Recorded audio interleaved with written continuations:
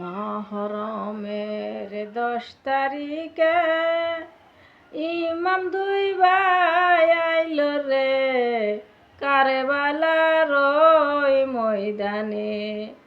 কারবালার ময়দানে কাফেরেরা মারল তীর রে ইমামের ওই গর্দনে, কাফেরেরা মারল রে ইমামের ওই গর্দনে, রক্তে রাঙ্গা হইল রে কারবালার ওই ময়দানে, রক্ত রাঙ্গা হইল রে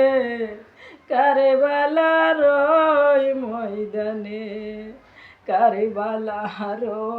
ময়দানে শহীদ হইয়াই গেলেন রে